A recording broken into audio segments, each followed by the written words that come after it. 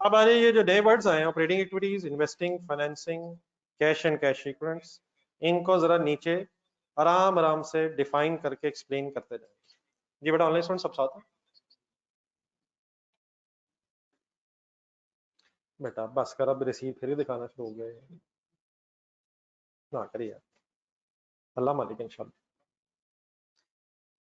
Next immediately heading आ गई important definitions, और definition जरा थोड़ी सी रिवर्स ऑर्डर में इसलिए है कि जरा समझना आसान है, वरना ऑर्डर ऑफ द स्टेटमेंट क्या है, operating, investing, financing, reverse order में नीचे डेफिनेशंस इसलिए लिखी हुई हैं कि जरा अंडरस्टैंडिंग में जरा आसानी रहेगी। सबसे पहले आपको डेफिनेशन मिलेगी financing activities.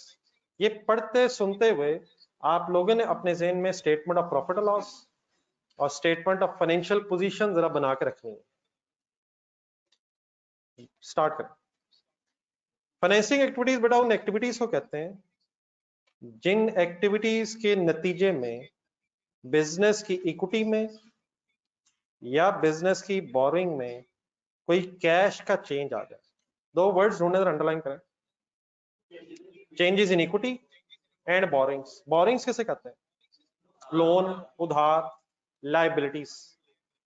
Statement of financial position अगर आप ज़हन में बनाएंगे तो एसेट्स की बहस नहीं हो रही, इक्विटी और लाइबिलिटीज में से बोरिंग्स की बहस हो रही। मसलन फॉर एग्जांपल अगर आपने शेयर इशू किए हैं तो मेरी तरफ देखकर एंट्री बताएं। Cash debit, share capital credit. क्या इस एंट्री से इक्विटी में कुछ चेंज आएगा? इक्विटी बढ़ जाएगी। तो ये जो कैश आया जिसने इक्विटी में चेंज किया है, ये कैश आप कैश फ्लो में फाइनेंसिंग एक्टिविटीज की रिसीट्स में लिखेंगे। क्या कैश फ्लो में रिसीट्स एंड पेमेंट्स आनी है, लेकिन वो कैश जो शेयर्स इशू करके आता है वो फिर फाइनेंसिंग एक्टिविटीज की हेडिंग में एज अ रिसीट आएगा। अगर आपने बैंक से लोन लिया है तो एंट्री बताएं।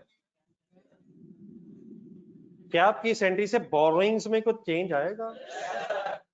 तो ये जो बोरिंग्स को चेंज करने वाला जो कैश आया है ये भी फाइनेंसिंग एक्टिविटीज में रिसीट्स के तौर पे आएगा।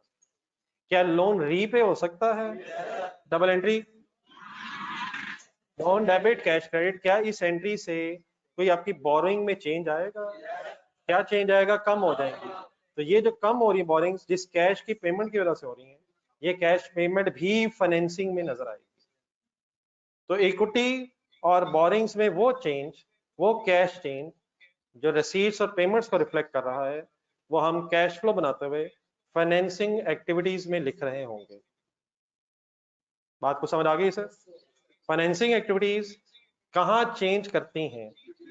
इक्विटी और बोरिंग्स। Any confusion? नेक्स्ट आ रहे हैं इन्वेस्टिंग एक्टिविटीज। इन्वेस्टिंग एक्टिविटीज में लिखा हुआ है acquisition and disposal of non current asset. से आगे बिल्कुल नहीं जाना है, रुक जाना है, जब जाना है मैं खुद बताऊंगा। मैं कहां से शुरू करके कहां डेफिनेशन पर रुक गया हूं? एक्विजिशन का बेटा मतलब हासिल करना, हासिल करना फिक्स्ड एसेट्स को मतलब परचेज करना। लिख ले purchase, acquisition, purchase and disposal. आप बता दें सेल किसकी? नॉन करंट एसेट्स किसे कहते हैं? जरा नीचे देखें। नॉन करंट एसेट्स इंक्लूड चार चीजें। Property plant equipment non current assets में फिगर आती है। इंटेंजिबल्स भी आते हैं, सॉफ्टवेयर वगैरह अगर कोई हो। कैपिटल वर्क इन प्रोग्रेस हो सकता है। ये कहते किसे हैं? अगर बिल्डिंग बन रही है, कोई खर्चा हो गया है, एंट्री बताएं। एक्सपेंडिचर की एंट्री बताएं। Expenditure debit cash credit. Capital work in progress debit cash credit. तो ये जो कैश गया है ये कैश फ्लो के एंगल से इन्वेस्टिंग एक्टिविटीज में कैश गया। क्या ये हो सकता है कि बिल्डिंग अल्टीमेटली कंप्लीट हो जाए तो देन उस दिन फिर कैपिटल वर्क इन प्रोग्रेस का हेड खत्म होके कौन सा बन जाएगा? क्या एंट्री हो जाएगी? Building debit work in process के हेड में एसेट कब तक रहता है? चौथा वर्ड पहले ढूंढना है, लॉन्ग टर्म इन्वेस्टमेंट। एक वर्ड लिखा नहीं हुआ, वो आपके जहन में आना चाहिए, नॉन करंट एसेट जहन में रख के बताएं।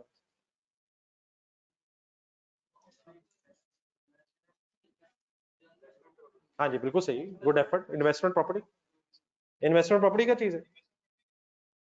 नॉन करंट एसेट ही है, नॉन करंट ये वही है, वो रेंटल एंड कैपिटल एप्रिसिएशन। एक और वो भी लिखना था, एक्सेट्रा के बाद ही चाहे लिखें, या एक्सेट्रा से पहले जरा लिखें। और इन्वेस्टमेंट प्रॉपर्टी अगर खरीदी है तो एंट्री बताएं। Investment property debit, cash credit. तो कैश फ्लो के एंगल से ये पेमेंट इन्वेस्टिंग एक्टिविटीज में है। क्या फिर ये जो एसेट्स हैं इन्हें बेचा भी जा सकता है, डिस्पोज भी किया जा सकता है? डिस्पोजल पे अगर कोई कैश आए तो एंट्री बताएं। Cash debit, disposal credit, compound entry भी इंशाल्लाह कर लेंगे। तो ये जो कैश आ रहा है या जा रहा है, acquisition disposal of non current assets पे, ये इन्वेस्टिंग एक्टिविटीज का पार्ट होता है कैश फ्लो स्टेटमेंट बनाते हुए। एंड से आगे क्या लिखा हुआ है उसको समझने के लिए हमें थोड़ा सा बड़ा होना है, तो मेरा ख्याल है 2 दिन शायद हमें बड़ा होना होगा, फिर जाके एंड से आगे इंशाल्लाह मैं खुद याद कराऊंगा। फिलहाल आपको इन्वेस्टिंग एक्टिविटीज की क्या डेफिनेशन पता चल गई है? Acquisition and disposal of non current asset. Acquisition पे पैसे जाएं या डिस्पोजल पे पैसे आए, ये पेमेंट और ये रसीद इन्वेस्टिंग एक्टिविटीज की हेडिंग में आएगी। आई होप के कुछ बात बन रही है। ये बड़ा ऑनलाइन स्टूडेंट सही करते हैं।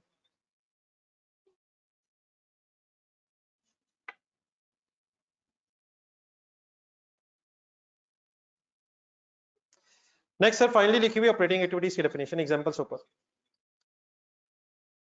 प्रिंसिपल रेवेन्यू प्रोड्यूसिंग एक्टिविटीज, यहां प्रिंसिपल का मीनिंग है main revenue producing activities of the business. बाकी मैं अभी समझाता हूं। Principal revenue producing activities means main revenue producing activities. Main revenue producing activities का मतलब बिजनेस नहीं मुझे तो चांस, बिजनेस जिस मकसद के लिए बना है उस मकसद को अचीव करते हुए जो कैश इनफ्लो होगा या कैश आउटफ्लो होगा उससे ऑपरेटिंग एक्टिविटी कहते हैं। मसलन बैंक खुदा ना खासा किस मकसद के लिए बना है? लोन देना, लोन लेना। तो लोन देने पे जो कैश जाएगा, लोन लेने से जो कैश आएगा, वो बैंक की ऑपरेटिंग एक्टिविटी है। मैन्युफैक्चरिंग बिजनेस को जहन में लाएं। होंडा लिमिटेड फॉर एग्जांपल को मैन्युफैक्चरिंग बिजनेस, मैन्युफैक्चरिंग बिजनेस किस लिए बनता है?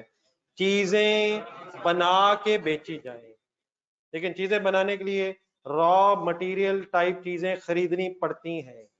तो रॉ मटेरियल खरीदने पे जो कैश जाएगा ऑपरेटिंग एक्टिविटी है। लेबर को पैसे देने पे जो सैलरी जाएगी ऑपरेटिंग एक्टिविटी है। बिजली का बिल आएगा ऑपरेटिंग एक्टिविटी है। चीजें बन के इंशाल्लाह बिकेंगी, कैश पे बिकी तो कैश आना ऑपरेटिंग एक्टिविटी है। क्रेडिट पे बिकी तो इंशाल्लाह जब वो कैश आएगा तो ऑपरेटिंग एक्टिविटी है। वो रसीट्स, वो पेमेंट्स जो बिजनेस का मेन ऑब्जेक्टिव अचीव करते हुए वो रसीट्स एंड पेमेंट्स होंगी, वो ऑपरेटिंग एक्टिविटीज में आ जाएंगी। बात मैं जरा कंप्लीट करना चाहता हूँ। फॉर एग्जांपल कोई मैन्युफैक्चरिंग बिजनेस अपनी अगर मशीन बेच दे जिसे वो प्रोडक्शन के लिए इस्तेमाल कर रहा था, तो वो बिजनेस का मेन मकसद नहीं था। मशीन बेच के अगर कुछ कमाया है तो वो इन्वेस्टिंग एक्टिविटीज में कैश आएगा, लेकिन गुड्स बेच के अगर कोई कैश कमाया है वो ऑपरेटिंग एक्टिविटी में आएगा। लेकिन अगर कोई बिजनेस है ही ऐसा जो मशीनें बेच के मशीनें बना के बताता है तो उसके लिए ऑपरेटिंग एक्टिविटी है। तो what is an operating activity? ऐसा वो बिजनेस का बिजनेस इस मकसद के लिए बना था, उस मकसद को अचीव करते हुए जो रेवेन्यू प्रोड्यूसिंग एक्टिविटीज हैं उसमें इनफ्लोज आउटफ्लोज ऑपरेटिंग एक्टिविटी में आएंगे। फॉर एग्जांपल जरा इसी लाइन में एग्जांपल्स लिखी हुई हैं दो। रिसीट फ्रॉम कस्टमर्स हो सकती हैं, payment to suppliers, payment for expenses. ये किस चीज की एग्जांपल्स आ रही हैं? Operating activities. आई होप के कुछ अंडरस्टैंडिंग डेवलप हो गई है। लेकिन आए इधर अपना टेस्ट लेते हैं। नीचे एक एग्जांपल बनी हुई है, उस एग्जांपल में आपने आइडेंटिफाई करना है ऑपरेटिंग एक्टिविटीज को, इन्वेस्टिंग को और फाइनेंसिंग को। मींस जो लिस्ट नीचे बनी हुई है उनमें से आपने बताना है ऑपरेटिंग क्या है, इन्वेस्टिंग कौन सी सॉरी है और फाइनेंसिंग कौन सी है। एग्जाम्पल सब समझ गए हैं। ऑनलाइन स्टूडेंट्स आपकी पार्टिसिपेशन भी हो सकती है। ऑपरेटिंग के लिए आप ओ, इन्वेस्टिंग के लिए आई और फाइनेंसिंग के लिए ये मैंने किसको कहा है। आप इंशाल्लाह पूरा बोल सकते हैं, मुझे बता सकते हैं। उन गरीबों ने जरा टाइप करना है तो ये वो उनका काम है, आपने OIF नहीं बोलना। सबको पता हम करने क्या लगे हैं। अच्छा रहना साथ साथ है, यकीन आप इंडिविजुअली भी कुछ कर सकते हैं, लेकिन मैंने साथ साथ जरा चीजें एक्सप्लेन करनी है और आपसे पूरा वर्ड एक्सपेक्टेड है। नॉट ये ऑनलाइन स्टूडेंट्स में भी बोलना पूरा है मुझे पता है, लेकिन मुझे इन्होंने एक एक वर्ड में बताना है। ये ऑनलाइन स्टूडेंट्स रेडी फॉर? जी सर, नंबर 1। नहीं please kindly be serious, please. Cash flow from sorry cash receive from debtors. और ऑनलाइन स्टूडेंट्स ने कहा हम नहीं बताएंगे। Silent answers, don't disturb sir. Second one sir, cash flow sorry cash receive from sale of goods. Any confusion? Cash receive from sale of fixed assets, investing. Cash receive from issue of shares, financing. ऊपर देखना भी अच्छा, ये कैसे पता चल रहा है? सोच के, देख के, डिफाइन करके, याद करके। Cash repayment of amount borrowed, financing. Loan लेना वापस करना, कैश आना जाना, फाइनेंसिंग। Any confusion? दोनों डिविडेंड छोड़ दें, इस पे मैं लंबी भी इंशाल्लाह बहस करता हूँ। दोनों डिविडेंड मीन F और G छोड़ दें। आगे बताएं। वेजेस पे to employees, operating.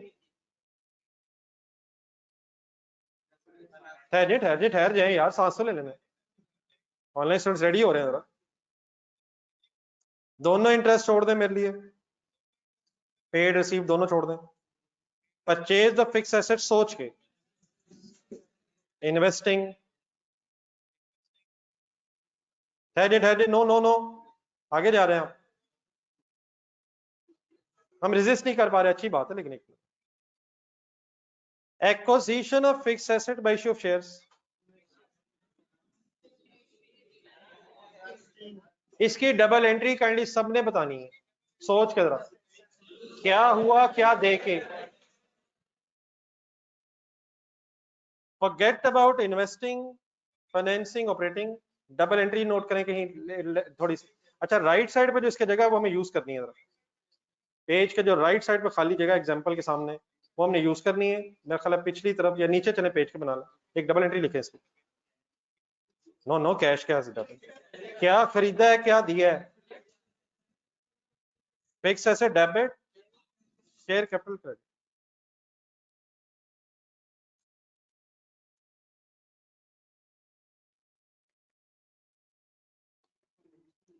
Fix asset debit, share capital credit.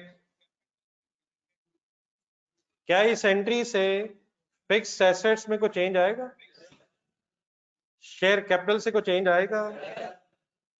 अपने ज़हन में रसीद एंड पेमेंट अकाउंट बनाए, means cash and bank account. ये ट्रांजैक्शन डेबिट साइड पे रसीद एंड पेमेंट अकाउंट में आएगी या क्रेडिट साइड पे? क्या ये ट्रांजैक्शन ही नहीं है? ट्रांजैक्शन तो है, लेकिन ना कैश आ रहा है ना कैश जा रहा है, क्योंकि इसका ताल्लुक रसीद एंड पेमेंट अकाउंट से नहीं है, तो कैश फ्लो से इसका कोई ताल्लुक नहीं है। ऐसी ट्रांजैक्शंस जिनमें ना कैश डेबिट हो रहा हो ना कैश क्रेडिट हो रहा हो, उन्हें कहते हैं नॉन कैश ट्रांजैक्शंस। ये तो पुरानी बात आ गई है। किसी को नॉन कैश ट्रांजैक्शन वर्ड याद है? अब अगली बात मेरी गौर से सुने। अगर कोई ट्रांजैक्शन कैश ट्रांजैक्शन ही नहीं है तो उसका कैश फ्लो से ताल्लुक ही नहीं है, और फिर वो ना ऑपरेटिंग में ना इन्वेस्टिंग में ना फाइनेंसिंग में। इट मींस अगर कोई फिगर कैश फ्लो में आनी है देन डिसाइड करेंगे कि वो ऑपरेटिंग में आनी है, इन्वेस्टिंग में आनी है या फाइनेंसिंग में आनी है। और अगर एक ट्रांजैक्शन में कैश इन्वॉल्व भी नहीं है तो उसका कैश फ्लो से ताल्लुक ही कोई नहीं है, तो देयरफॉर ये कहना ये ऑपरेटिंग में आनी है, इन्वेस्टिंग में आनी, फाइनेंसिंग, ये बहस ही गलत है। पहले क्या डिसाइड करें, ये कैश ट्रांजैक्शन है, अगर है तो ओके है, देन डिसाइड करें ऑपरेटिंग, इन्वेस्टिंग, फाइनेंसिंग। और अगर ऐसे नहीं है तो non cash transaction cash flow से कोई ताल्लुक नहीं रखती है। पहले जरा 1 मिनट की लिस्ट करें, नेक्स्ट पेज के स्टार्ट पे हैं, जरा चंद एक एग्जांपल्स नॉन कैश ट्रांजैक्शंस की और जहन में ले आए, और मैं एक्सपेक्ट करूंगा कि यहाँ जरा मासूम से छोटी छोटी एग्जांपल्स लिखी हुई हैं, आप जरा और सीरियस एग्जांपल अपनी जिंदगी में से ढूंढ के बता सकते हैं। पेज कौन सा आ गया हुआ 1 सेकंड के लिए? 62 का स्टार्ट, क्या हेडिंग लिखी हुई है? पहली पढ़ें सर, आपने एंट्रीज बोलनी है। रिवैल्यूएशन सरप्लस की एंट्री, लॉस की एंट्री, एंट्री गौर से सोचते हुए बोलें, क्या कैश आ रहा है, ना जा रहा है, कैश फ्लो से ताल्लुक मुनक़ता हो गया है। अमॉर्टाइजेशन लिखा हुआ है, इंटेंजिबल एसेट्स के लिए वर्ड होता है, आप स्लैश करके डेप्रिसिएशन लिखें। डेप्रिसिएशन की एंट्री बताएं। डेप्रिसिएशन का कैश फ्लो से कोई ताल्लुक, क्या डेप्रिसिएशन एक्सपेंस नहीं है? है, प्रॉफिट लॉस में आएगा, पेमेंट नहीं है, कैश फ्लो से कोई ताल्लुक नहीं है। बैड डेट एक्सपेंस और बैड डेट्स रिटर्न ऑफ में डिफरेंस थोड़ा सा समझ लें जरा। बैड डेट एक्सपेंस यहाँ लिखा हुआ है जिसके अगेंस्ट अलाउंस क्रेडिट होता है। नहीं, अलाउंस क्रेडिट होने वाला भी एक्सपेंस है ना। एक एंट्री है बैड डेट्स डेबिट और प्रोविजन क्रेडिट, और एक एंट्री आप करते हैं bad debts debit and debtors credit. तो रिटर्न ऑफ में शायद actual bad debts word use होता है। बैड डेट्स रिटर्न ऑफ की एंट्री बताएं। ये okay please, bad debts debit debtor credit. और अगर अलाउंस वाला हो तो देन एंट्री है bad debts debit allowance credit. सुने वर्ड्स, मुकरना जाइएगा। बैड डेट्स डेबिट अलाउंस या प्रोविजन क्रेडिट, जिस तरह भी आपने वर्ड सुना, दोनों तरह से शायद सुना होना। ये ट्रांजैक्शन चाहे अलाउंस वाली हो बैड डेट्स की, और चाहे डेटर्स वाली हो बैड डेट्स रिटर्न ऑफ की, दोनों केसेस में नॉन कैश ट्रांजैक्शन है। मुझे कैसे पता चली जा रहा है कि ये ट्रांजैक्शन नॉन कैश है या कैश है? मैं एंट्री ज़हन में ला रहा हूं, अगर कैश ना डेबिट हो रहा है एंट्री में, ना क्रेडिट हो रहा है, इसका मतलब ना कैश इन हो रहा है ना आउट हो रहा है, और बहस खत्म हो रही है non cash transaction. Any confusion? बाकी अलाउंस वगैरह की डिटेल में इंशाल्लाह मैं बहस छेड़ता हूँ, लेकिन जितनी की मैंने बात की है इतने इसने में कोई इशू। बाकी इंशाल्लाह आपसे ही मैंने पूछना है ये अलाउंस क्या होता है। नहीं वो ठीक है, मुझे पता है, आपको पता है, मुझे पता है आपको पता है, लेकिन मैं असल में इकट्ठी सारी चीजें आज इकट्ठी नहीं करना चाह रहा, मेरे लिए जरा मुश्किल हो जाएगा, तो फिर मेरे रिटेन करना जरा मुश्किल होता है। लेकिन ये तो बड़ी मासूम सी नॉन कैश ट्रांजैक्शन आई हैं। हम अपनी जरा जिंदगी में FA1 के बचपन से जरा शुरू करने की कोशिश करते हैं। Impairment, very good. कॉन्ट्रा तो बचपन है यार, कॉन्ट्रा तो अगर कहेंगे बचपन है। क्रेडिटर डेबिट डेटर क्रेडिट, हाँ जी, इस तरह की जो FA1 की चीजें पढ़ेंगे, साथ साथ लिखना शुरू कर दें। मेरा ख्याल है राइट साइड पे जगह बना लेंगे। और आप इम्पेयरमेंट की एंट्री बोले, रिवर्सल ऑफ इम्पेयरमेंट की बोले। In either of the situation non cash transaction. Transfer of surplus okay है, ट्रांसफर ऑफ सरप्लस की एंट्री बोले। ट्रांसफर ऑफ सरप्लस की एंट्री बोले surplus debit retained earnings credit.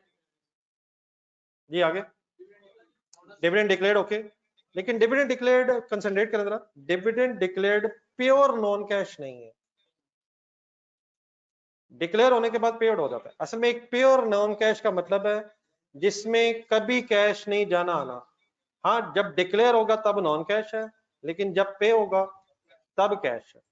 हम जरा प्योर नॉन कैश, ये प्योर समझ रहे हैं, खालिस नॉन कैश मींस कभी कैश ना आएगा ना जाएगा। बोनस शेयर्स एक अच्छी एग्जांपल है। बोनस शेयर्स की एंट्री बोले सर जी। Dividend debit share capital credit, dividend debit share capital credit. आज तो सारी लगता है नई एंट्रीज हो रही हैं। राइट शेयर्स में कैश इन्वॉल्व है। राइट शेयर्स की एंट्री, राइट शेयर्स की एंट्री वही है जो नॉर्मल शेयर इश्यूज की होती है। फर्क सिर्फ क्या है, राइट शेयर उस सिचुएशन को कहते हैं जब एग्जिस्टिंग शेयर होल्डर्स को फर्दर शेयर्स दिए जाते हैं against cash. Bonus shares non cash है, लेकिन राइट शेयर्स में कैश आता है और उसमें फिर प्रीमियम वगैरह भी आ जाता है। जी बिल्कुल ठीक मेरे सामने आया। लेकिन बेटा एक सेकंड, इससे पहले आपने बेटा जो अहमद बात की है, transfer to general reserve, entry entry भाईजान entry, retained earnings debit, general reserve credit, retained earnings debit, specific reserve credit. तो ये जो ट्रांसफर टू रिजर्व है ये भी नॉन कैश ट्रांजैक्शन। जस्ट एक minute, transfer to reserve,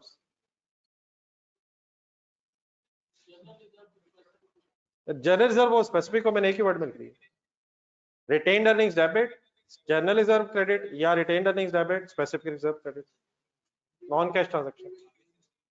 IAS 16 to IAS 40 से just एक मिनट पहले भाई ने IAS 20 जरा याद करवाया। IAS 20 गवर्नमेंट ग्रांट जब आएगी और डेफर हो जाए वो तो कैश ट्रांजैक्शन है, लेकिन जब वो इनकम बनेगी तो deferred grant debit, grant income credit, non cash transaction.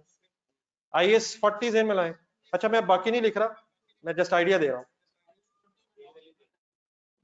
IAS 20 में अगर एसेट मिल जाए ग्रांट के तौर पे, एंट्री, हिम्मत जवानों हिम्मत, हमने तो कहा था कैश फ्लो नया टॉपिक है, टॉपिक तो नया है लेकिन बेटा आना तो वही था, इसलिए तो मैं कह रहा था कोई टॉपिक मिस ना कीजिएगा।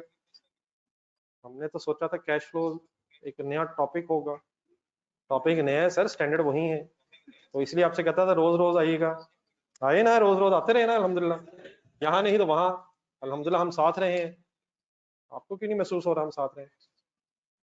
जी IAS 20 में भाई याद करवा रहा है, समटाइम्स एसेट ग्रांट के तौर पे आ जाता है, तो एसेट डेबिट, बल्कि उसको मेजर करने के भी दो तरीके होते हैं, नॉमिनल वैल्यू पे या फेयर वैल्यू पे, मार्केट वैल्यू पे आप एंट्री करेंगे asset debit, deferred grant, share credit, तो ये भी नॉन कैश ट्रांजैक्शन है। और सेकंड वाली कौन सी? नॉमिनल अमाउंट जितना थोड़ा सा दिए, जितना थोड़ा सा दिए वो कैश है, और अगर जो बाकी हिस्सा उसका अगर फेयर वैल्यू पे, हाँ अगर आपने सिर्फ नॉमिनल वैल्यू पे रिकॉर्ड किया और वो कैश है तो फिर वो कैश ट्रांजैक्शन है, ठीक है। लेकिन अगर फेयर वैल्यू पे रिकॉर्ड किया तो जितना हिस्सा आपने नहीं दिया वो फिर non cash transaction. Then IAS 40 से मिला जरा, IAS 40 में दो चीजें कर लें सेपरेट, फेयर वैल्यू गेन और फेयर वैल्यू लॉस आ जाता है अगर प्रॉपर्टी फेयर वैल्यू मॉडल पे हो। फेयर वैल्यू गेन की एंट्री ट्राई करें जरा, investment property debit, fair value gain credit, fair value loss debit, investment property credit, और इस तरह फिर वो ट्रांसफर्स हैं इधर से उधर, उधर से इधर, उधर से इधर, वो सारी भी नॉन कैश ट्रांजैक्शन है। इन अदर वर्ड्स हमें कैसे पता चलेगा कि एक ट्रांजैक्शन नॉन कैश है? अगर जिसमें कैश ना आ रहा है ना जा रहा है वो नॉन कैश ट्रांजैक्शन है, और देयरफॉर उसका कैश फ्लो से कोई ताल्लुक नहीं है। एक्सेट्रा लिखा हुआ है और एक्सेट्रा हमने ज़हन में रख के वापस आ गए। हम क्या पढ़ रहे थे? एक लिस्ट पढ़ रहे थे, नॉन कैश ट्रांजैक्शंस की पढ़ ली है, एक लिस्ट पढ़ रहे थे जिसमें हम इन्वेस्टिंग, ऑपरेटिंग और फाइनेंसिंग अलहदा कर रहे थे। फाइनल बता दें, ये जो के के बाद एल आया, L is a non cash transaction. जी ऑनलाइन सब साथ है, डोंट डिस्टर्ब प्लीज। वापस किस पेज की किस एग्जांपल पे आ गए हैं? कि आखिरी एग्जांपल में आ गए। Cash advance to supplier, operating,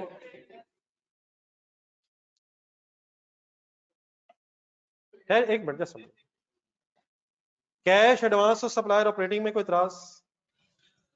tax paid सोच के, operating profits, operating business operations, depreciation,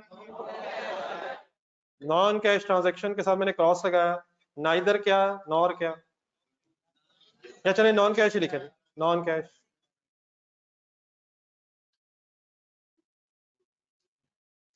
cash paid to purchase goods, operating, आखिर में जल्दबाजी नहीं, एंट्री बतानी है, loan given by company to its subsidiary company for example, loan दिया है लिया है, दिया है, entry, loan receivable debit, cash credit, loan receivable debit, cash credit. Patience patience, just a minute, just a minute, पहले बता दें, एंट्री समझ आ गई? Loan receivable from subsidiary company debit, cash credit. हमने लोन दिया है, कैश आया गया, कैश दिया, लोन वापस लेना होगा। बिजनेसेस हैं, लोन दिया, वक्ती तौर पे लिया, बाद में पैसे वापस लेंगे।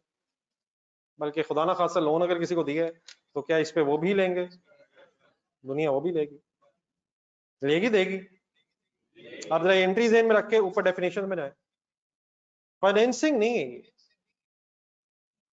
ये बोरोइंग नहीं है। बोरिंग लोन हमने नहीं लिया हुआ। बोरिंग अगर वर्ड यूज कर हो तो आपके जेब में लाइबिलिटीज आनी चाहिए। तो it is not a financing. Investing पे एक सेकंड रुके, ये पैसे हैं जो सॉर्ट ऑफ इन्वेस्ट हुए हैं, आप इस पे अब इंटरेस्ट लेंगे। ये लॉन्ग टर्म या शॉर्ट टर्म इन्वेस्टमेंट्स वगैरह को होंगी। लोन लिया हुआ है या दिया हुआ है, तो ये आपके पैसे, अब ये वर्ड समझ आते हैं मेरे के, इन्वेस्ट हुए हैं। इन पैसों को भी आपने वापस लेना है और बाद में साथ इसके इंटरेस्ट इनकम भी होगी। तो इन्वेस्टिंग एक्टिविटी जनरली, ठीक है साथ में। फाइनेंसिंग क्यों नहीं? ऑपरेटिंग क्यों नहीं? आपके सिलेबस में भी बैंक्स वगैरह नहीं है, वो सिर्फ एग्जांपल दी थी। अगर कोई बैंक और लोन दे रहा हो तो उसका मेन बिजनेस है, फिर ये ऑपरेटिंग बनेगी। लेकिन अगर मैन्युफैक्चरिंग या ट्रेडिंग बिजनेस जो आपके सिलेबस है उन्हें ज़हन में रखा जाए तो ये कोई एक्स्ट्रा पैसे होंगे जिन्हें हमने किसी को उधार दिया है और बाद में रिटर्न लेना होगा हमने, तो ये इन्वेस्टिंग एक्टिविटी रहेगी आपके लेवल पे। एनी एतराज, एनी कंफ्यूजन? जी online students, except for 2 dividends and except for 2 interest. एक नजर लिस्ट देख लें और इसी पेज पे रहे सर, असल कहानी तो अब शुरू होने लगी। एक्सेप्ट फॉर 2 डिविडेंड्स जो मैंने छोड़े, रिसीव्ड और पेड, और इंटरेस्ट पेड और रिसीव, इनके अलावा जरा एक नजर देख लें किसी जगह अगर कोई कंफ्यूजन है।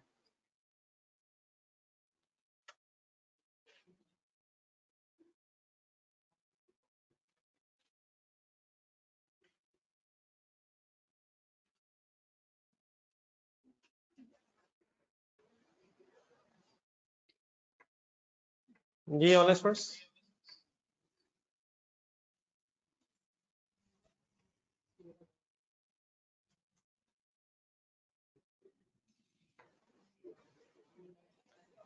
देन सर जी अब लिखना छोड़ें और सोचना दोबारा शुरू करें।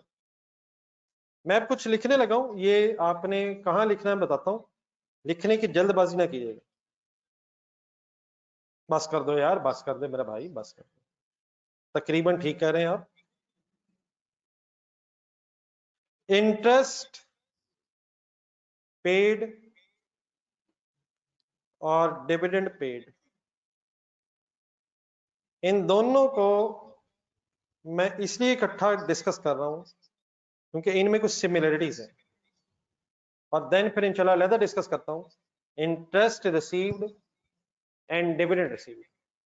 मैंने किस किस को इकट्ठा किए करनी। सबसे पहले तो आप डिफरेंस समझें जो हमारी आज टर्मिनोलॉजी में हो गया है। हम नहीं कह रहे इंटरेस्ट एक्सपेंस, हम कह रहे हैं पेड, क्योंकि हम बना रहे हैं cash flow.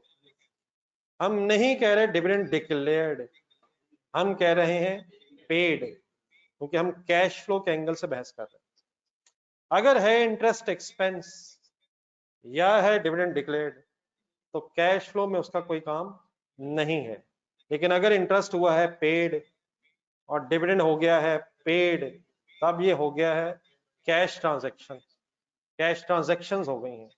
Then we have to decide whether these are operating, investing और फाइनेंसिंग। पहले मैं आपको जरा 30 सेकंड देता हूं। Look at the definitions, give me opinion. आपका जहन क्या कहता है?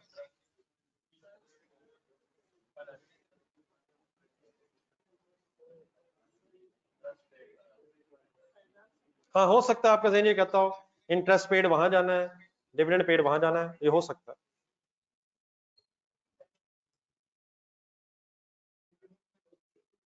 मेजॉरिटी का आंसर साइलेंट है।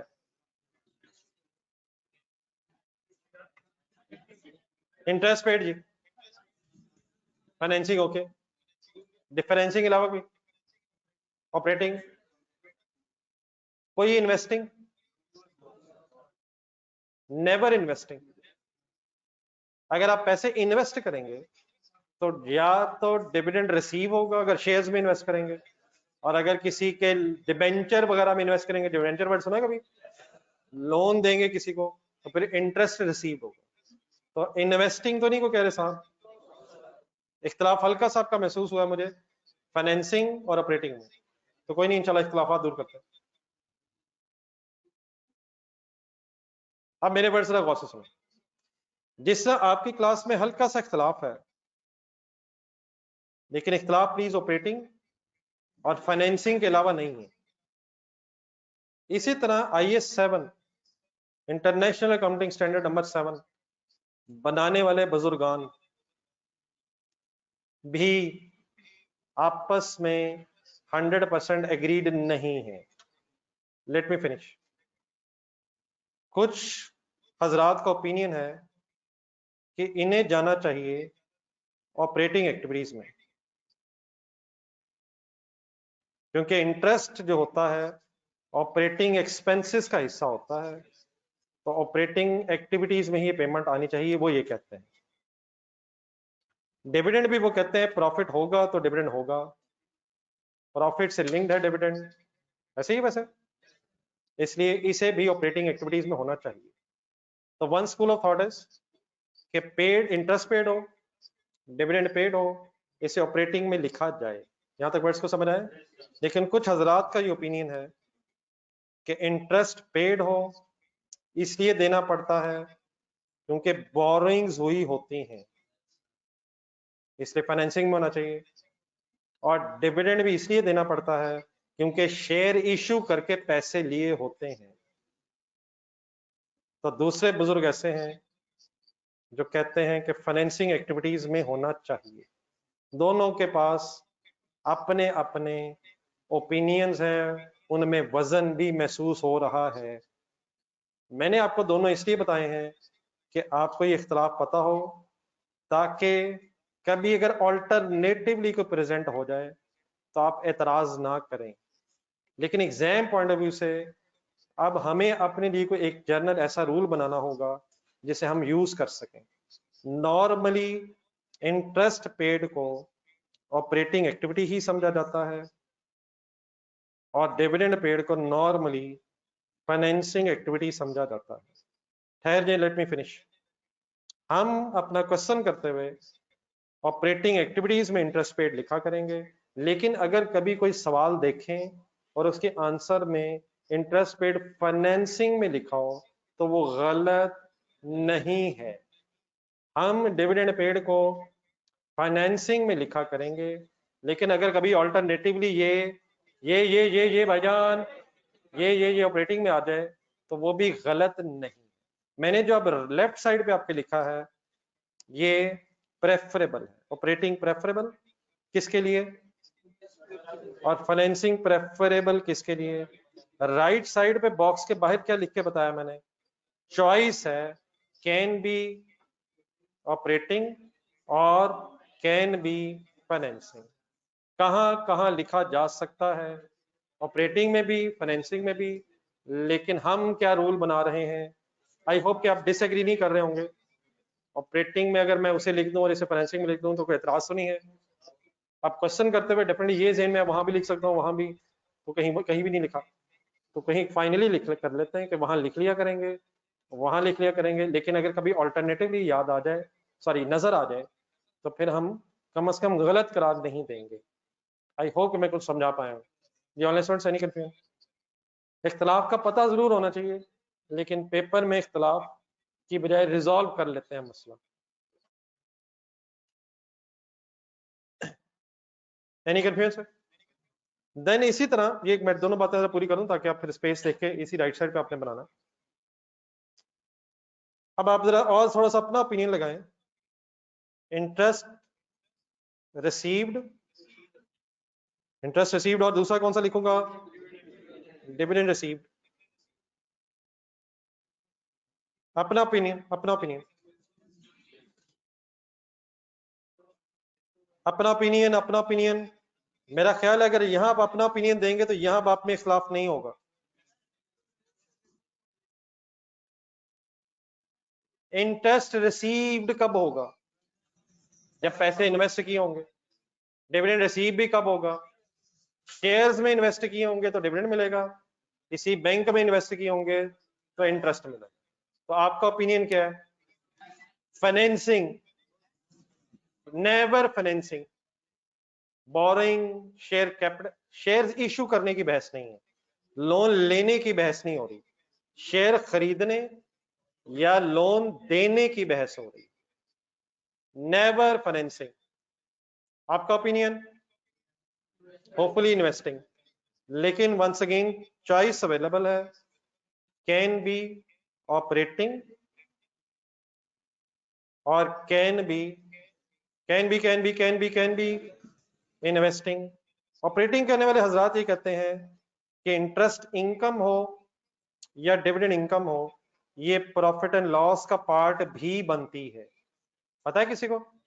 अदर इनकम में आएगी इंटरेस्ट इनकम और डिविडेंड इनकम भी अदर इनकम में आएगी, तो वो कहते हैं ये ऑपरेटिंग प्रॉफिट का हिस्सा बनती है, तो देयरफॉर ऑपरेटिंग एक्टिविटीज में।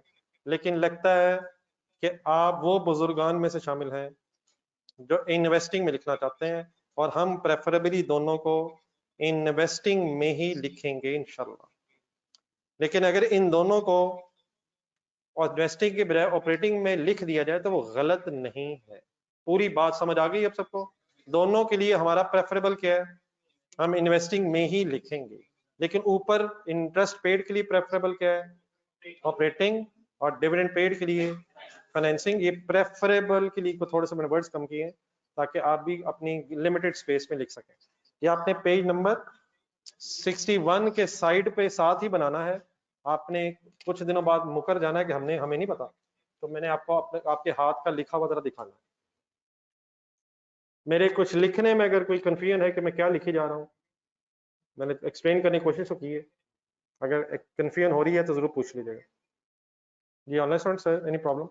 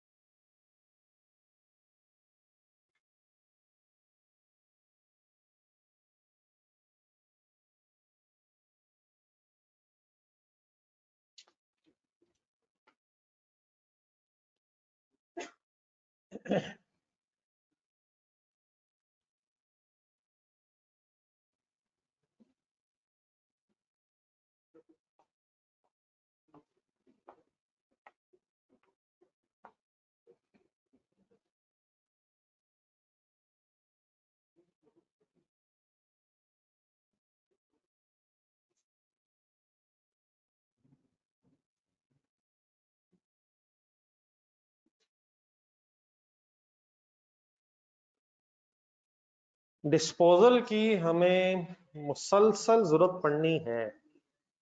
अभी क्लास के एंड में याद करवाइएगा, एक दो क्वेश्चंस मैं याद रिवाइज करने को कहता हूँ। अब this is a sort of final revision now. Different topics में जब पिछली चीजें मिक्स होकर आती हैं तो हम अफोर्ड नहीं कर सकते कि डिस्पोजल याद ना आए। वैसे तो रिसेंटली आपने 2-3 दिन पहले हड़प्पा अगर किया है और अगर ट्राउट रिवाइज किया है, उसमें डिस्पोजल्स भी आई हैं और रिड्यूसिंग बैलेंस मेथड भी आ गया है, लेकिन फिर भी मेरा ख्याल है कि एक दो क्वेश्चन जरा और पुराने भी जरा अगर हो जाए तो जरा अच्छा है। एसेट्स एक्सचेंज हो जाते हैं, एक्सचेंज हो जाते हैं, वो तो मंडे लिमिटेड में भी आया था, मंडे लिमिटेड में भी आ गया। अब क्या करें, दोबारा एक दफा फिर देख लेते हैं। एक्सचेंज में एक प्रॉब्लम भी आया था, तो याद तो आएगा। चलो मैं एक दो क्वेश्चन ढूंढ के बताता हूँ। कितना टाइम देते हैं घर में?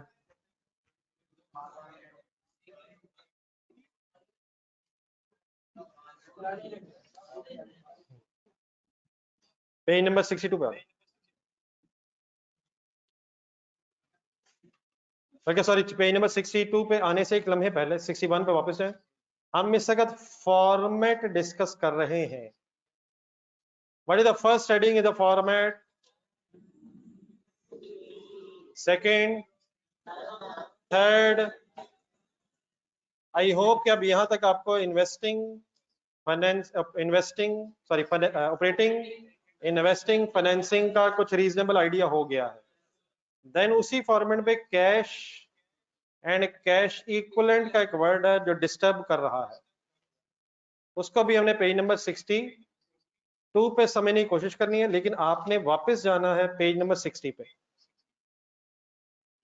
पेज नंबर 60 पे जो कल एक आसान सी आपने कैश फ्लो स्टेटमेंट दरमियान में मुझे बनवाई थी, उसमें ओपनिंग बैलेंस तो मुझे आपने 8000 लिखवाया था, कहीं नजर आ रहा? और क्लोजिंग बैलेंस अल्हम्दुलिल्लाह 1,08,000 जो आया था, इसके पीछे जरा वर्किंग ढूंढे जरा, ये 8000 बना कैसे था? 10,000 में क्या क्या था? कैश इन हैंड भी था और कैश एंड बैंक भी हो सकता है। ये वो तीन लेजर थे जिनसे कुछ आप मुझे इकट्ठा करवा रहे थे, और आप इंटरेस्टेड थे कि वो तीन लेजर आप अलहदा भी बनाएं और बाद में वहां से एक इकट्ठा भी करें, अपने हाथ से बने हुए कहीं लेजर ढूंढें। ये किन तीन लेजर्स को इकट्ठा किया कल तक हमने? तो कैश इन हैंड का opening plus cash at bank opening और माइनस बैंक ओवरड्राफ्ट का ओपनिंग। तो इसका मतलब ये हुआ कि कैश, बैंक और बैंक ओवरड्राफ्ट तीनों लेजर्स की साइमल्टेनियसली बहस हुई है रसीट्स एंड पेमेंट अकाउंट में। तो दोबारा रास्ते में रुके पेज नंबर 61 पे। तो कैश एंड कैश इक्विवेलेंट से कोई डरने की जरूरत नहीं है। कैश एंड कैश इक्विवेलेंट के तीन कंपोनेंट्स आपको पहले भी पता है। वी आर जस्ट हम वर्ड यूज करें कैश, लेकिन इस कैश के वर्ड में तीन चीजें छुपी हुई आपको पता है, कैश इन हैंड भी, कैश एंड बैंक भी, और some time bank overdraft भी। ये तीन चीजें ज़हन में रख के अब आए पेज नंबर 62 पे।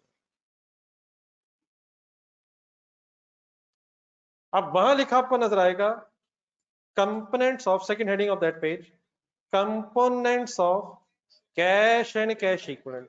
What is the meaning components? हिस्से। कैश एंड कैश इक्विवेलेंट का जो वर्ड है उसके अंदर चार चीजें आती हैं, जिनमें से तीन चीजें आप मुझे ढूंढ के बताने लगे हैं। कैश इन हैंड आएगा, कैश एट बैंक आएगा, और एक लाइन छोड़नी होगी, और बैंक ओवरड्राफ्ट आएगा। कैश इन हैंड और कैश एट बैंक के साथ ब्रैकेट नहीं लगी हुई, लेकिन बैंक ओवरड्राफ्ट के साथ ब्रैकेट क्यों लगी हुई है? Cash in hand cash at bank debit balances जमा हो जाएंगे, और बैंक ओवरड्राफ्ट अगर बीच में है तो वो नेगेटिव हो जाएगा। करना असल में ये होता है कि ओपनिंग बैलेंसेस और क्लोजिंग बैलेंसेस ढूंढते हुए कैश एट बैंक ढूंढना होता है, कैश इन हैंड ढूंढना है, कैश एट बैंक ढूंढना है, और बैंक ओवरड्राफ्ट, और इनको फिर इकट्ठा कर लेना है। एसेट्स जमा हो जाएंगे और लाइबिलिटी के बीच में है कोई नेट ऑफ हो जाएगी। बीच में एक थर्ड फिगर है जो नहीं है, क्या वर्ड्स लिखे आए उसको भी जरा फाइनल करें, ढूंढ ले जरा, इसे हाईलाइट करना। समटाइम्स शॉर्ट टर्म इन्वेस्टमेंट्स भी कैश इक्विवेलेंट हो सकती हैं। जी, अब इससे पहले कि मैं शॉर्ट टर्म इन्वेस्टमेंट से बहस शुरू करूं कि ये क्या कर रही हैं यहाँ, आप लोगों को क्या समझ आया कि कैश एंड कैश इक्विवेलेंट्स क्या होते हैं?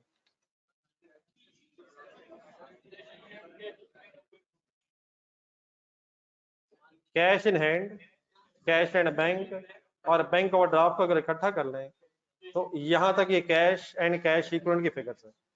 हम जब स्टेटमेंट ऑफ कैश फ्लो के क्वेश्चंस कर रहे होंगे तो इसमें हमें statement of financial position comparative दी होगी। Himmat, statement of financial position comparative अक्सर आपको मिलेगी। फॉर एग्जांपल अगर हम 2022 में है तो साथ आपको 2021 का डेटा भी दिया होगा। करंट एसेट्स जरा ज़हन में लाएं। करंट एसेट्स में कैश इन हैंड हो सकता है तो उसका ओपनिंग एंड क्लोजिंग वहां से मिल जाएगा। कैश एट बैंक हो सकता है, ओपनिंग क्लोजिंग मिल जाएगा। बैंक ओवर ड्राफ्ट कहां होगा? करंट लायबिलिटीज में, वहां से उसका ओपनिंग क्लोजिंग ढूंढ लेंगे, इन्हें इकट्ठा कर लेंगे ताकि कैश एंड कैश इक्विवेलेंट के कंपोनेंट्स हमारे सवाल के मुताबिक पूरे हो जाए। लेकिन sometimes cash and cash equivalents में एक शॉर्ट टर्म इन्वेस्टमेंट्स का भी कंपोनेंट हो सकता है। इससे पहले मैं बहस शुरू करूं, यहां तक मेरे वर्ड्स अब क्लियर हो गए हैं ये ऑनलाइन स्टूडेंट्स?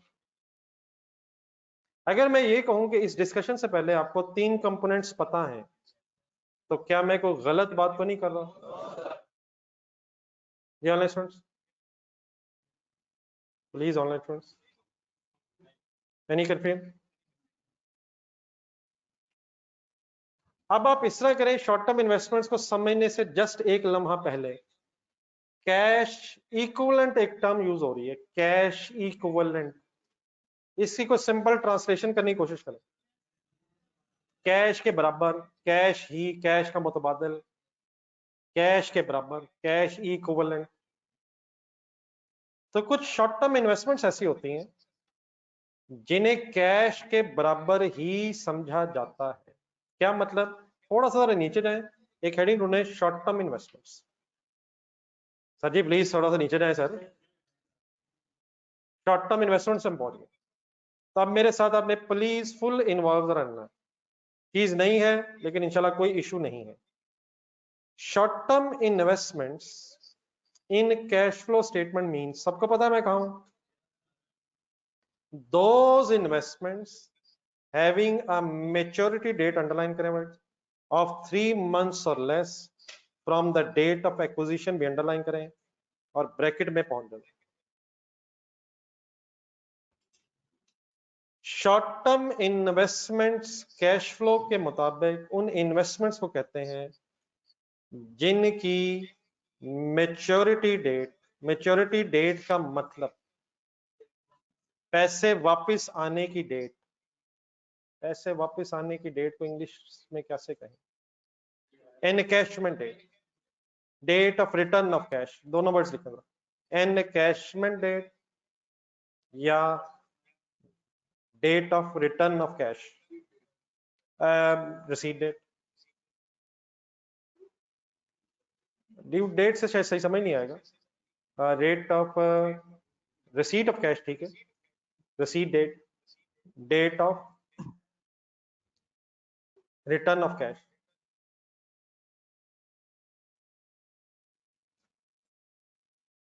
अगर आपने बैंक में पैसे जमा करवाए हैं तो एंट्री बताया जरा। Investment debit, cash credit, investment इन बैंक डेबिट, कैश क्रेडिट। 6 महीने के लिए आपने ये पैसे बैंक में जमा करवाए थे, 6 महीने बाद क्या होगा? ये पैसे विद इंटरेस्ट वापस आएंगे। तो जिस दिन ये पैसे वापस आने हैं उस डेट को बोलते हैं मेच्योरिटी डेट। अब जरा सेकंड लाइन में जाए, अगली में, वहां लिखा हुआ है डेट ऑफ एक्विजिशन, वो शायद क्लियर है, ब्रैकेट में एक्सप्लेन हुआ है। डेट ऑफ इन्वेस्टमेंट वाले दिन क्या होगा? कैश आएगा जाएगा, और इनकैशमेंट डेट वाले दिन, मेच्योरिटी डेट वाले दिन कैश वापस आएगा। आई होप कि कुछ वर्ड्स अब क्लियर हो गए। अब इन वर्ड्स को ज़हन में रख के दोबारा सेंटेंस पढ़ो। कैश फ्लो स्टेटमेंट में शॉर्ट टर्म इन्वेस्टमेंट्स जिन्हें हम कैश इक्विवेलेंट समझते हैं वो होती हैं जिनकी इन्वेस्टमेंट डेट से लेके मेच्योरिटी डेट तक का जो टाइम पीरियड है वो 3 महीने या उससे कम हो।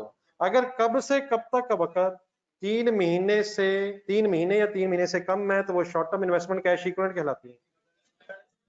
इन्वेस्टमेंट डेट से लेके पैसे वापस आने की डेट तक, कैसे जाने से लेके पैसे वापस आने की डेट तक अगर टाइम 3 मंथ से उससे कम है तो ऐसी इन्वेस्टमेंट्स को कैश के बराबर ही समझा जाता है। कैश इक्विवेलेंट ही समझा जाता है।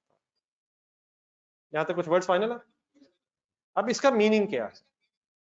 अपने जहन में स्टेटमेंट ऑफ फाइनेंशियल पोजीशन जरा बनाएं। क्या क्या बनाएं? बनता है यार, सब कुछ ही बनी जा रहा है।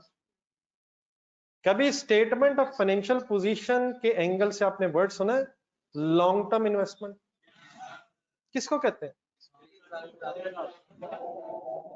कभी स्टेटमेंट ऑफ फाइनेंशियल पोजीशन के एंगल से वर्ड सुना है आपने? Short term investment.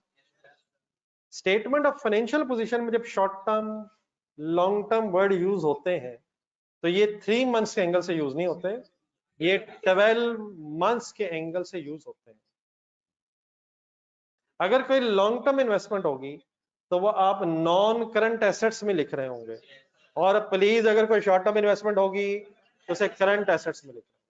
अगर आपने कोई इन्वेस्टमेंट की है और उसकी वापसी 1 साल के बाद है, लॉन्ग टर्म है, और अगर विद इन नेक्स्ट 12 मंथ्स है तो वो शॉर्ट टर्म है। तो स्टेटमेंट ऑफ फाइनेंशियल पोजीशन बनाते हुए long term short term classification 12 months की बेस पे होती है।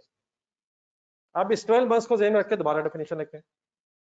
लेकिन शॉर्ट टर्म इन्वेस्टमेंट जो कैश फ्लो में डिस्कस हो रही हैं, ये कौन सी शॉर्ट टर्म इन्वेस्टमेंट्स हैं जिनकी इन्वेस्टमेंट डेट से लेके डेट ऑफ इनकैशमेंट या मैच्योरिटी डेट तक 3 मंथ्स या उससे कम है।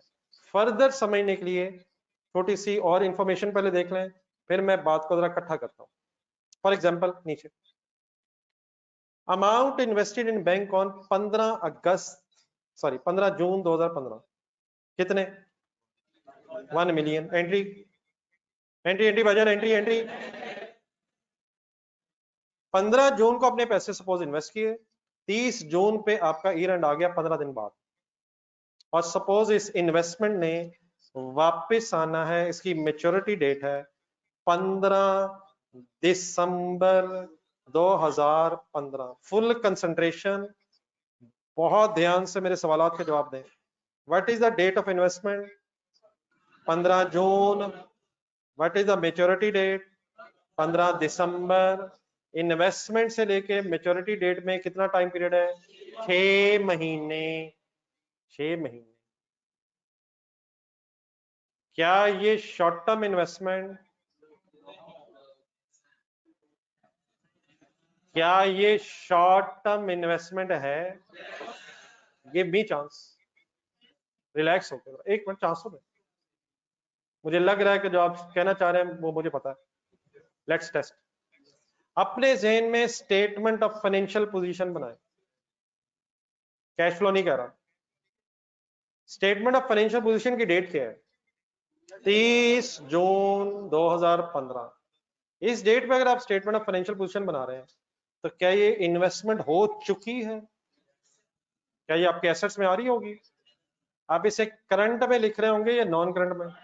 आप इसे शॉर्ट टर्म इन्वेस्टमेंट कह के करंट एसेट्स में लिख रहे होंगे, क्योंकि ये पैसे अगले 12 महीनों में 15 दिसंबर को आ जाने हैं। Is it a short-term investment for the purpose of statement of financial position? Yes, sir. लेकिन is this short-term investment a cash equivalent for the purpose of cash flow statement? No, no, no. Why no? Why no? Why no? अगर इसकी maturity date, गौर से सुने जरा, 15 जून को ये investment हुई है, अगर इसकी मेच्योरिटी डेट जुलाई, अगस्त, 15 सितंबर तक होती, किस दिन से कहां तक होती? इन्वेस्टमेंट की डेट से 15 सितंबर तक अगर ये डेट होती तो देन फिर भी स्टेटमेंट ऑफ फाइनेंशियल पोजीशन में ये शॉर्ट टर्म ही होती, और फिर वो short term investment cash flow statement में भी short term cash equivalent investment कहलाती। एक दो सवाल अभी और आ रहे हैं आपकी तरफ। क्या जो स्टेटमेंट ऑफ फाइनेंशियल पोजीशन में लॉन्ग टर्म इन्वेस्टमेंट्स होती हैं वो कभी भी short term investment for the purpose of cash flow हो सकती हैं? उनका तो सवाल ही पैदा नहीं होता। लेकिन अगर कोई short term investment statement of financial position में करंट एसेट्स में मौजूद है तो हम उसका एनालिसिस किया करेंगे कि क्या ये investment from the date of investment से लेके मैच्योरिटी डेट तक 3 मंथ्स या उससे कम वाली है। अगर आंसर यस है तो वो शॉर्ट टर्म इन्वेस्टमेंट वहां भी है और यहाँ भी short term investment cash equivalent बन जाएगी। लेकिन अगले मेरे वर्ड्स ध्यान से सुने, अगर कोई शॉर्ट टर्म इन्वेस्टमेंट 3 मंथ से ज्यादा की है और लेस देन 12 मंथ्स की है, तो इवन देन वो शॉर्ट टर्म है स्टेटमेंट ऑफ फाइनेंशियल पोजीशन में, लेकिन वो short term investment cash equivalent नहीं है कैश फ्लो स्टेटमेंट में। आई होप कि मैं कुछ समझा सका हूं। एक पैराग्राफ जरा पहले और पढ़ लें, फिर अगर आपके ज़हन में कोई सवाल रहेगा तो डिस्कस करते हैं। ये जो ऊपर आपने एग्जांपल पढ़ी है अभी 3 लाइनों में, उसकी जरा नीचे की एक्सप्लेनेशन देखें। It is a short term investment for the purpose of preparing statement of financial position. ये किसकी बात हो रही है? ये जो एग्जांपल डिस्कस हुई है। But for cash flow purpose, cash flow statement, it is not cash equivalent investment had the maturity date is up to then this short term investment should be classified as cash equivalent for the purpose of cash flow statement. Statement of financial position करनी ज़हन में लाएं।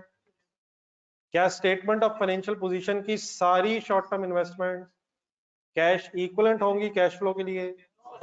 उनमें से सिर्फ कौन सी cash equivalent होंगी? जिनकी maturity date from the date of investment to maturity date 3 months या उससे कम होगी। अदरवाइज वो शॉर्ट टर्म ओके है, लेकिन कैश एंड कैश इक्विवेलेंट्स का पार्ट नहीं बनेगी। अब जरा काइंडली इंडिविजुअली पढ़ लें, और मेरी अब किसी बात में अगर कोई कंफ्यूजन रह गई है तो उसका पहले डिस्कस कर लें, देन फिर मैं इंशाल्लाह इस बहस को आज कंक्लूड करके कहीं जाता हूँ। जी बढ़ा लें स्टूडेंट्स, क्या टाइम है? क्या ये कंक्लूड हो जाएगी बहस?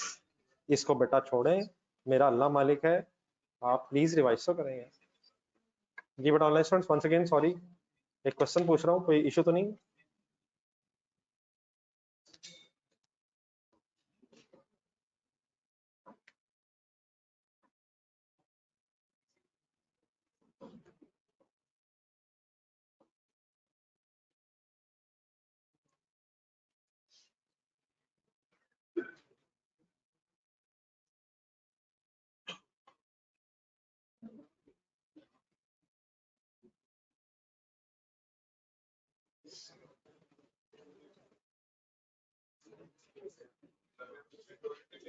भाई की बात सुनने दें यार प्लीज।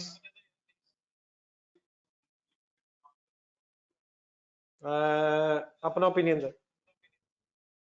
हाँ नहीं, व्हाई नॉट? अगर अगले दिन इन्वेस्टमेंट मेच्योर हो जानी है तो क्या करंट एसेट है? साल के अगले दिन करंट एसेट है, अगले 12 महीनों के अंदर अंदर। और अगर अगले दिन, लेकिन एक्विजिशन यहाँ थोड़ा सा वैसे फर्क है, अगर आप उस एंगल से कह रहे हैं, यहाँ जो 3 मंथ्स गिने जा रहे हैं ये स्टेटमेंट ऑफ फाइनेंशियल पोजीशन से नहीं गिने जा रहे। ये पता है किसी को कहां से गिने जा रहे हैं? जरा पढ़ के बताएं। ये कैश फ्लो वाली के लिए डेट ऑफ इन्वेस्टमेंट से गिने जा रहे हैं, और स्टेटमेंट ऑफ फाइनेंशियल पोजीशन में जब हम वर्किंग कर रहे होते हैं तो हम नेक्स्ट 12 मंथ्स कहां से गिन रहे होते हैं? ईयर एंड से। तो हो सकता है कोई इन्वेस्टमेंट है 10 महीनों की हो, लेकिन अगले दिन मैच्योर हो रही हो, वो शॉर्ट टर्म हो जाएगी वहां, कहां? स्टेटमेंट ऑफ फाइनेंशियल पोजीशन में, लेकिन यहां नहीं होगी। इन्वेस्टमेंट एक्विजिशन डेट से मैच्योरिटी डेट की बात होगी। लेकिन अगर यहां कोई इन्वेस्टमेंट शॉर्ट टर्म है कैश फ्लो में, तो वो मेरा ख्याल है शायद हमेशा, लेकिन शायद इसको हम ऐसे कॉम्प्लेक्स कर रहे हैं। वहां शॉर्ट टर्म लॉन्ग टर्म की बहस 12 मंथ्स के एंगल से, और यहाँ 3 months from the date of acquisition से। बाकी इंशाल्लाह सोच लें। लेकिन ये बहरहाल हो सकता है कि कुछ short term investment statement of financial position में मौजूद हैं जो यहाँ शॉर्ट टर्म नहीं बन रही। इट इज क्वाइट पॉसिबल, जिनकी मेच्योरिटी डेट 3 मंथ से ज्यादा और 12 मंथ से कम है, 12 मंथ्स तक है, वो वहां तो शॉर्ट टर्म में होंगी, लेकिन यहाँ फिर वो यहाँ short term cash equivalent investments नहीं कराएंगे। असल में इसका कॉन्सेप्ट सिंपल ये है, अगर कोई वर्ड्स पे गौर कर रहा है, ये पैसे पड़े तो बैंक में है, लेकिन इन्होंने जल्दी ही कैश बन जाना, मतलब 3 मंथ्स का टाइम को यहाँ इमटेरियल कंसिडर किया जा रहा है। ये कैश ही है, कैश इक्विवेलेंट का मतलब कैश ही है। मसला आपके हाथ में जो मोबाइल होता है वो नहीं होता वैसे कैश ही है। वो अगर आपको बेचना पड़ जाए तो उस पर लेता कोई नहीं, जिस प्राइस पे मिलता है वो और ही होती है, और बाद में जो हमारे हाथ में अगर आए तो वो और ही होती है, जिसमें कई जीरो गायब हुए होते हैं।